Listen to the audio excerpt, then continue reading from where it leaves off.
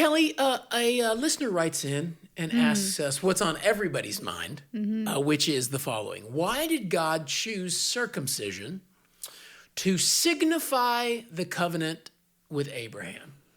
We're gonna say three reasons: seed, savior, and sensitivity. Okay, let me explain what I mean with each of those, and let's see if this is an adequate answer for you. Seed. Why did he choose this way? To emphasize seed. All this is awkward, but we're grown-ups, unless you're a child listening, in which case, hey kids. Because for God to select circumcision and all the things that entails, and the area of the body and what that area of the body does, right, is communicating something. It's one of the things it's doing is it's indicating how the people of God would be constituted or made up in the Old Testament. That the constitution, the way the people of God are going to be made up is based on heredity. It's based on lineage. It's based on bloodline. It's based on seed, if you catch my drift, right?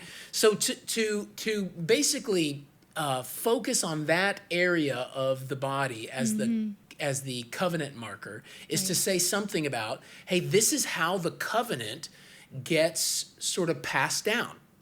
Through this organ, through this act, through seed, and which is interesting. Have you thought about this? That it's interesting that the sign of the covenant only is given to males, right? It is interesting. That only males are circumcised. So the emphasis is pretty clear here.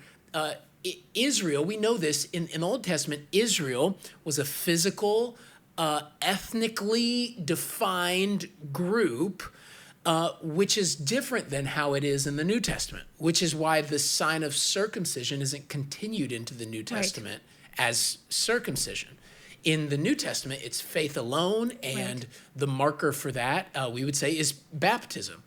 But in the Old Testament, because it's all about bloodline, it is, I think the sign is located there. Yeah? Seed. Then salvation, all I mean by this is we know... Savior? I'm sorry, the Savior, yeah.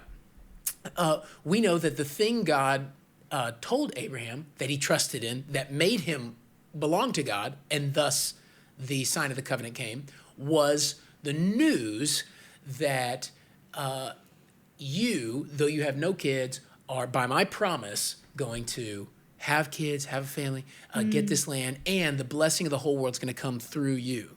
So I think one of the subtexts of circumcision is a reminder that the blessing is going to come through Abraham's offspring, which you get offspring through that part of your body. Okay? So I think that the reason it's located there is that it is an implicit way to point to the coming Messiah. That it's coming through this man's line. And we know that's what happened. Right? And then sensitivity. This one's graphic and obvious. But in some ways, circumcision, I think, functions like a parable. Right? It does. I mean, think about this. And the Bible talks about it. You are in circumcision. Are we about to say this? We're about to say this. You have to say it. You are exposing the most sensitive part of the most sensitive part of the body. Right? That's what you're doing when you're circumcised. So in some ways, it's conveying a need for spiritual sensitivity. Right? And we know this is on God's mind because he says it a lot in the Old Testament.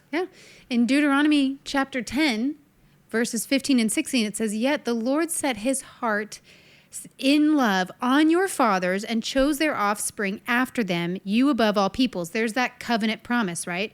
"As you are this day." Next verse. "Circumcise, therefore, the foreskin of your heart and no longer be stubborn." Jeremiah will say something similar where he will tell the people to circumcise their hearts, that there is a removal of an outer layer to expose the heart. The tender. Right, to be sensitive and responsive to God, to remove what would be a layer that would make your heart not responsive to God. So God absolutely intends for the physical act and what it's doing to the body physically to be a parallel to what he expects to happen to your own heart, which is the greater thing.